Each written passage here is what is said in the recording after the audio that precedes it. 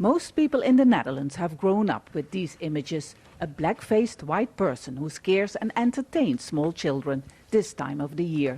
But Black Pete is slowly making an exit after Dutch libraries have decided to remove books with this image. These books have to be removed because of the current discussion in our society and the new insights we have. They will now be part of our archive and be replaced with books portraying Pete in a more neutral way.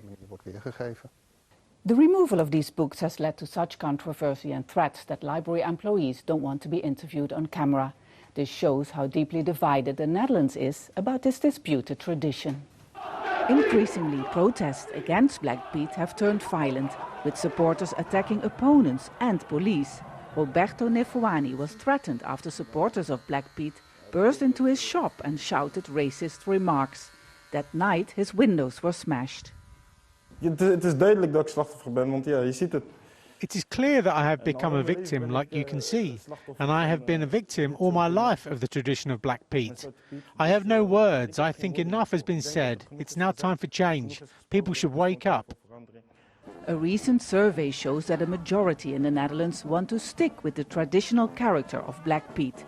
Many also reject a compromise already used in several cities called Chimney Pete, whose face is covered with some black stains. For Walter Homburg, Pete has to be black. En discriminatie, dat is laatst wat ik wil.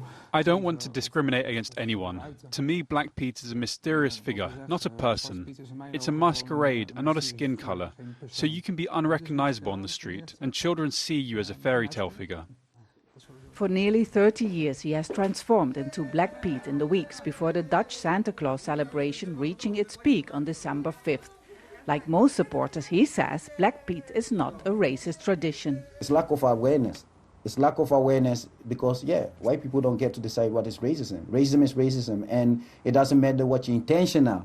We are not looking at intention. We are looking at the impact. You know, even though you don't mean it that way, it's about the impact. And with the best intention in the world, you can still hurt people. No more blackface! No more blackface! Due to protests he organized over recent years, songs like these about Black Pete have been changed, and a figure that was long accepted in Dutch society has now become controversial. But as long as libraries can't openly speak about removing books with Black Pete's images, opponents of Black Pete still have a long way to go.